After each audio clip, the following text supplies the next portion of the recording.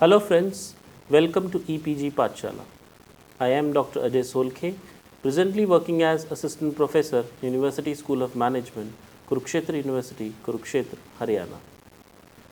Upon completion of the module, the student should be able to understand the major provisions relating to compensation granted to worker under various conditions of partial disability, permanent disability, death, procedure and methodology to calculate the amount of compensation and the way it is distributed, the role and powers of Workmen Compensation Commissioner, and the various procedures of appeals. Talking about the Workmen Compensation Act 1923, it is one of the important social security legislations. It aims at providing financial protection to workmen and their dependents in case of accidental injury by means of payment of compensation by the employers. Regarding some of the important definitions given in Workmen Compensation Act, Section 2 has defined commissioner, dependent, employer, disablement, wages, and workmen. The commissioner under Section 2(1)(b), a commissioner means a commissioner for workmen's compensation appointed under Section 20 of this Act. Dependent means any of the following relatives of a deceased workman, namely a widow, a minor legitimate or adopted son, an unmarried legitimate or adopted daughter, or a widowed mother, and if wholly dependent on the earnings of the workman at the time of his death, a son or a daughter who has attained the age of 18 years and who is infirm. Thirdly, if wholly or in part dependent on the earnings of the workman at the time of his death, a widower, a parent other than a widowed mother, a minor legitimate son, an unmarried illegitimate daughter, or a daughter legitimate or illegitimate or adopted if married, and a minor or if widowed and minor, a minor brother or an unmarried sister or a widowed sister if a minor, a widowed daughter-in-law, a minor child of a predeceased son, a minor child of a predeceased daughter where no parent of the child is alive, and lastly, a paternal grandparent if no parent of the workman is alive. Employer has been defined in Section 2(1)(e) that any body of person, whether incorporated or not, any managing agent of an employer and the legal representative of a deceased employer. Disablement. Disablement means any loss of capacity to work or move may result in loss or reduction of his earning capacity. Disablement may be total disability, partial disability, temporary disability, and permanent disability. Disablement is said to be total when it incapacitates a worker for all work he was capable of doing at the time of the accident resulting in such disablement. Total disablement is considered to be permanent if a workman as a result of an accident suffers from the injury specified in Part 1 of the Schedule 1 or suffers from such combination of injuries specified in Part 1 of Schedule 1 as would be the loss of earning capacity when totaled to 100%. Partial permanent disablement is happened when it reduces for all times the earning capacity of a workman in every employment which he was capable of undertaking at the time of the accident. Every such injury specified in Part 2 of Schedule 1 is deemed to result in permanent partial disablement. Temporary partial disablement, where the disablement is of a temporary nature and reduces the earning capacity of a workman in the employment in which he was engaged at the time of the accident. It is temporary partial disablement. Wages. Wages have been defined in Section 2(1)(m). Wages include any privilege or benefit which is capable of being estimated in terms of money other than travelling concession or a contribution paid by the employer to the workman towards any pension or provident fund or a sum paid to a workman to cover any special expenses entailed to him by the nature of his employment. Workman. Section 2(1) has defined workman, any person who is a railway servant as defined in clause 34 of the Section 2 of the Railways Act, a master, seaman or other member of the ship or crew, but it does not include a person whose employment is of a casual nature. Regarding the entitlement, every employee, including those employed through a contractor but excluding casual employees, who is engaged for the purposes of employer's business and who suffers an injury in any kind of accident arising out of and in the course of his employment, shall be entitled for a compensation under this Act. Workers employed in any capacity specified in Schedule 2 of the Act, which includes factories, mines, plantations, mechanically propelled vehicles, construction work, and certain other hazardous occupations, and specified categories of railway servants. Regarding the scope and coverage of the Workmen Compensation Act 1923, the Act extends to the whole of India except the states of Union Territories of Arunachal Pradesh, Mizoram, Nagaland, Sikkim, Daman and Diu, and Lakshadweep. The coverage of this Act is also to cooks employed in hotels and restaurants. The Act does not apply to members of the armed forces of the Union, workmen who are covered by the Employee State Insurance Act. Concerning employer's liability to compensate an employee who has suffered an accident arising out of and in the course of employment resulting into first, death, secondly, permanent total disablement, thirdly, permanent partial disablement, fourth, temporary disablement, whether total or partial, or who has contracted an occupational disease. Regarding exemption from liability in certain cases, however, the employer shall not be liable in respect of any injury which does not result in the total or partial disablement of the workman for a period exceeding 3 days. In respect of any injury not resulting in death caused by an accident which is directly attributable to the workman having been at the time thereof under influence of drugs, or the willful disobedience of the workman to an order expressly given or to a rule expressly framed for the purpose of securing the safety of workmen. Exemption from liability in certain cases. The willful removal or disregard by the workman of any safeguard or other device which he knew to have been provided for the purpose of securing the safety of workmen. The burden of proving intentional disobedience on the part of the employee shall lie upon the employer. When the employee has contracted a disease which is not directly attributable to a specific injury caused by the accident or to the occupation, or when the employee has filed a suit for damages against the employer or any other reason in a civil court. What are the conditions for receiving compensation for personal injury? The three tests for determining whether an accident arose out of employment are: at the time of injury, workman must have been engaged in the business of the employer and must not be doing something for his personal benefit. That accident occurred at the place where he was performing his duties, and injury must have resulted from some risk incidental to the duties of the service or inherent in the nature or conditions of employment. The general principle that needs to be followed: there must be a causal connection between the injury and the accident and the work done in the course of employment. And the onus is upon the applicant to show that it was the work and the resulting strain which contributed to or aggravated the injury.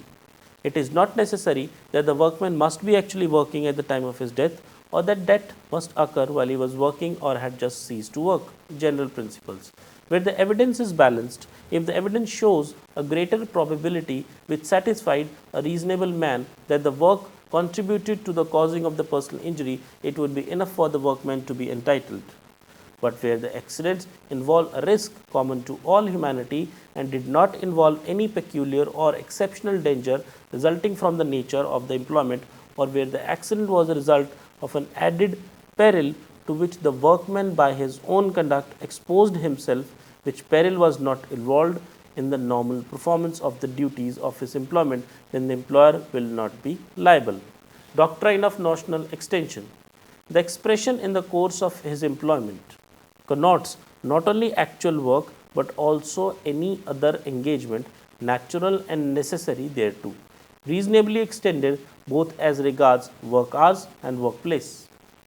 It refers to the time during which the employment continues. However, this is subject to the theory of notional extension of the employer premises so as to include an area which the workman passes and repasses in going to and in leaving the actual place of work.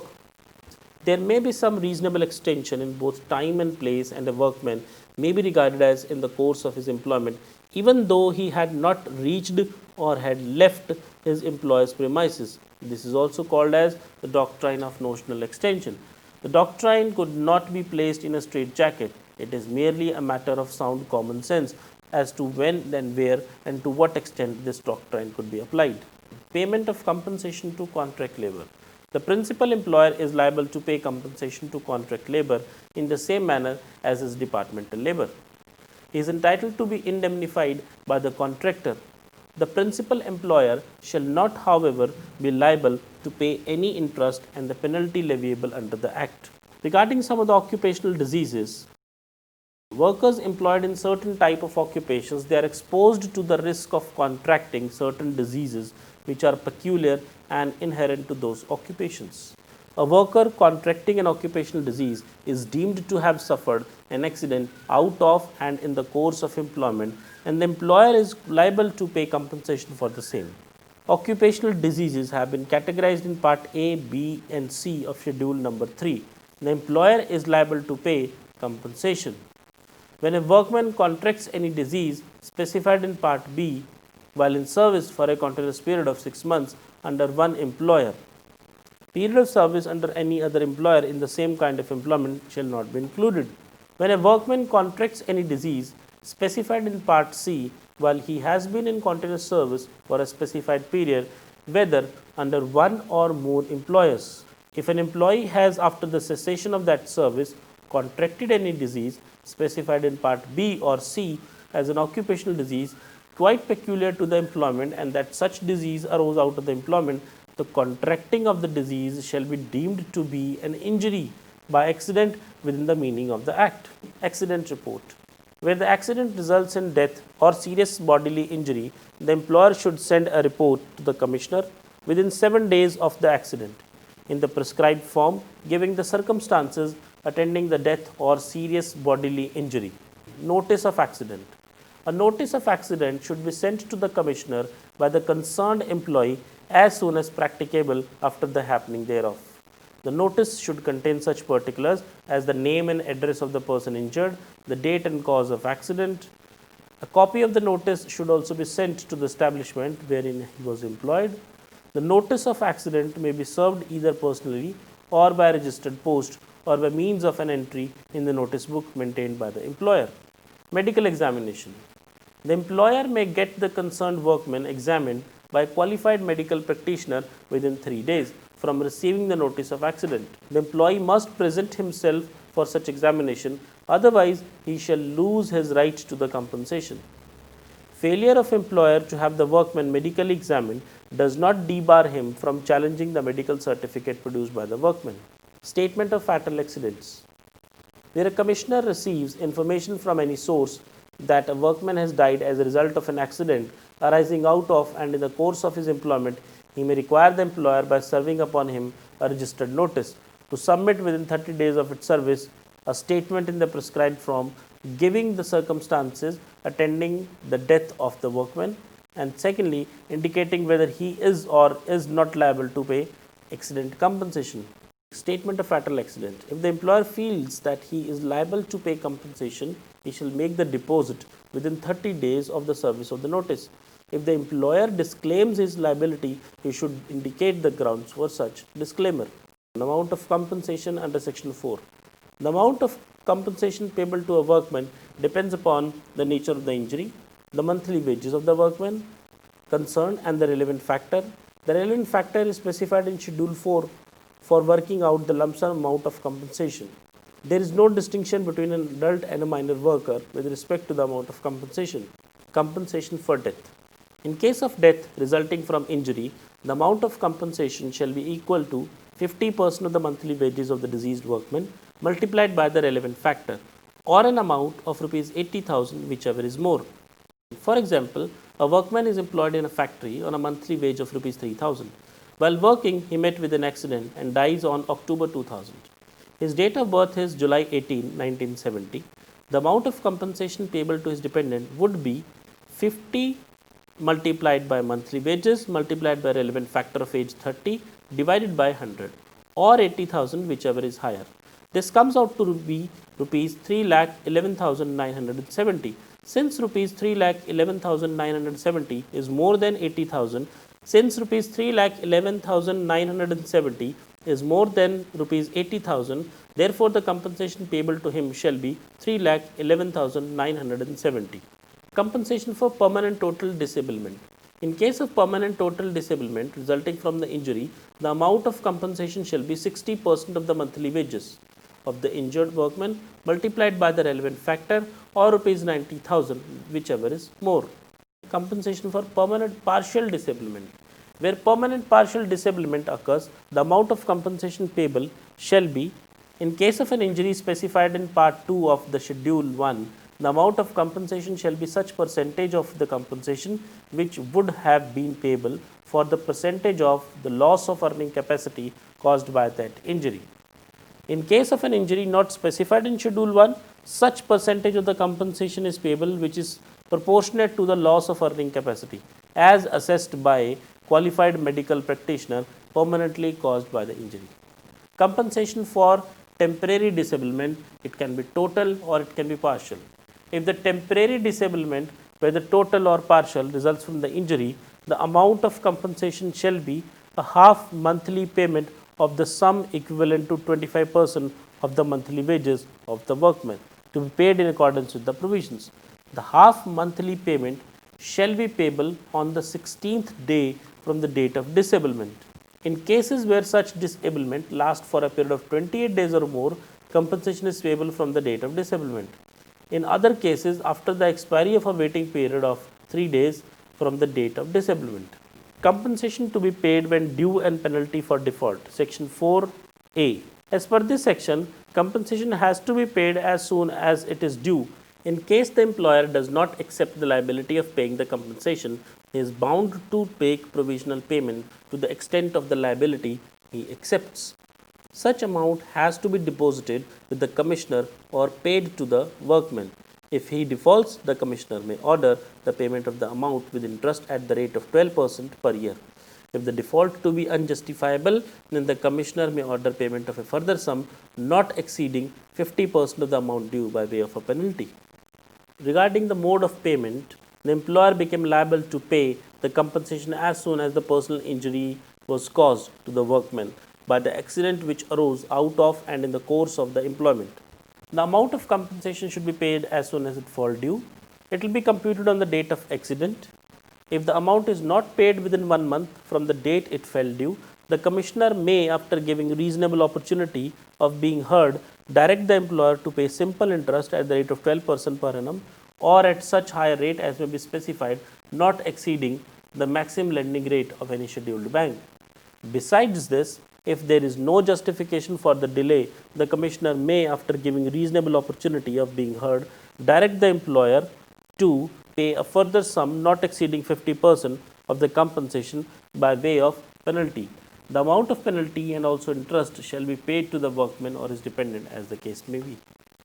The half monthly installments of compensation should be paid within the time specified. The half monthly installments can be converted into a lump sum payment by an agreement between the employer and the employee or by applying to the commissioner. Compensation to be deposited with commissioner. The amount of compensation is not payable to the workman directly. It is generally deposited along with the prescribed statement with the commissioner, who will then pay it to the workman. Any payment made to the workman or his dependents directly in the following cases will not be deemed to be a payment of compensation. Firstly, in case of death of an employee. Secondly, in case of lump sum compensation payable to a woman or a minor or a person of unsound mind or whose entitlement to the compensation is in dispute or a person under a legal disability. Besides, compensation of rupees 10 or more may be deposited with the commissioner on behalf of the person entitled to thereto. The receipt of deposit with the commissioner shall be a sufficient proof of discharge of the employee's liability. Amount permissible to be paid directly to the workman dependent. Following amounts may be paid directly to the workman or his dependents. In case of death of the workman, any advance on account of compensation up to an amount equal to 3 months' wages of such workman may be paid to any dependent. In case of lump sum compensation payable to an adult male worker not suffering from any legal disability. In case of half monthly payments payable to any workman, employer is exonerated from his liability if he deposits the compensation amount with the commissioner within the stipulated time. The commissioner shall call all the dependents of the deceased and determine the methods for distribution of compensation among them. If no dependents are found, then amount shall be refunded to the employer. On request by the employer, the commissioner shall furnish the details of disbursement. Regarding the funeral expenses, in case of a death of a workman, funeral expenses amount of rupees 2500 shall be payable to the dependent of the deceased workman or to anyone who incurs the expenses of the funeral. Slide 52. Administrative authority. Jurisdiction of Commissioner. Any matter under this Act to be done by or before a Commissioner shall be done by or before the Commissioner for the area in which the accident resulting in the injury took place, or the workman or his dependent claiming the compensation ordinarily resides, or the employer has his registered office. Where a Commissioner is satisfied that any proceedings can be more conveniently disposed of by any other Commissioner, he may transfer the matter to such Commissioner. Section 4, subsection A defines the clauses relating to monthly wages. 1/12 of the total wages fallen due for payment by the employer during the last 12 months of that period. Where the whole of the continuous period immediately preceding the accident was less than 1 month, the average monthly amount earned by a workman employed in the same work by the same employer, or if no such workman is employed, by a workman employed in similar work in the same locality. In any other case, 30 times the total wages earned in the last continuous period of service divided by the number of days comprising such period. Where the monthly wages of a workman exceed 4,000, his monthly wages will be deemed to be 4,000 only. Contracting out. Any contract or agreement which makes the workman give up or reduce his right to compensation from the employer is null and void insofar as it is aimed to reduce or remove the liability of the employer to pay compensation under the Workmen Compensation Act. Slide 56. Registration of agreements. Where the amount payable as compensation has been settled by agreement, a memorandum to that effect shall be sent by the employer to the Commissioner, who shall, on being satisfied about its genuineness, record the memorandum in a registered manner. However, where it appears to the Commissioner that the agreement ought not to be registered by reason of the inadequacy of the sum or amount, or by reason that the agreement has been obtained by fraud or undue influence or other improper means, he may refuse to record the agreement and may make such order, including an order as to any sum already paid under the agreement as he thinks just in the circumstances. An agreement for payment of compensation which has been registered shall be enforceable under this Act, notwithstanding anything contained in the Indian Contract Act or any other law for the time being in force. Failure to register an agreement. When a memorandum of any agreement is not sent to the Commissioner for registration, the employer shall be liable to pay the full amount of compensation which he or she is liable to pay under the provisions of this Act. Rules regarding the filing of claims. Filing of claims. No claims for compensation shall be entertained by the Commissioner unless the notice of accident has been given by the workman in the prescribed manner, except in the following circumstances. In the case of death of workman resulting from an accident which occurred on the premises of the employer or at any place of where the workman at the time of the accident was supposed to be available, or in the vicinity of such premises or place.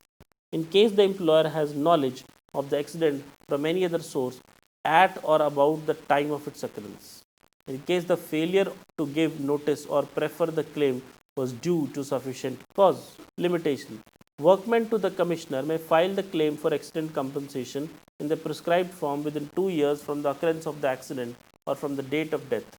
The claim must be preceded by a notice of accident, and the claimant employee must present himself for medical examination if so required by the employer. Duties of employers. It is the duty of the employer to pay compensation for an accident suffered by an employee in accordance with the Act. It is the duty of an employer to submit a statement to the Commissioner within 30 days of receiving the notice in the prescribed form and manner, giving the circumstances attending the death of a workman as a result of an accident and indicating whether he is liable to deposit any compensation for the same.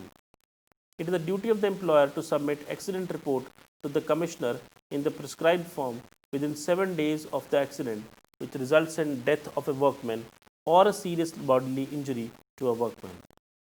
To maintain a notice book in the prescribed form at a place where it is readily accessible to the workman. Lastly, to submit an annual return of accidents specifying the number of injuries for which compensation has been paid during the year, the amount of such compensation and other prescribed particulars. Duties of employees.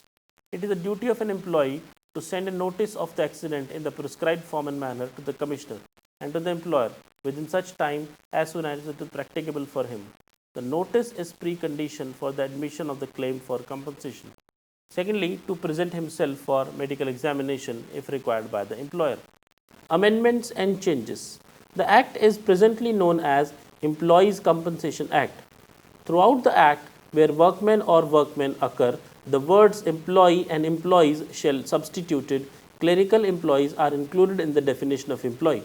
Compensation for death raised from Rs 80,000 to 1,20,000. Compensation for permanent total disablement raised from 90,000 to 1,40,000. New subsection is added for medical reimbursement. The employee shall be reimbursed the actual medical expenditure incurred by him for treatment of injuries caused during the course of employment. Funeral expenses amount is increased from Rs 2,500 to not less than Rs 5,000. No changes in definition of wages. It reserves the right for central government to enhance the amount of compensation. Regarding this, it has been explained that where the monthly wages of a workman exceed 4,000 rupees, his monthly wages for the purpose of clause A and clause B shall be deemed to be 4,000 rupees only. Now, the above explanation has been revised. Where the monthly wages of a workman exceed 8,000 rupees, his monthly wages for the purpose of clause A and clause B shall be deemed to be 8,000 rupees only. On the aspect of limitation of maximum compensation, the maximum compensation payable is upon the following scale as per Workmen Compensation Amendment Act 2000. Fatal injury Rs 4,57,080 rupees. In case of permanent total disablement, Rs 5,48,496 rupees. In case of permanent partial disablement, according to incapacity caused, temporary disablement Rs 2,000 per month up to a period of 5 years. Friends, I hope you have understood the contents well. You can also refer to other quadrants of this module for testing your knowledge and having some more input on theme of the module. Happy learning!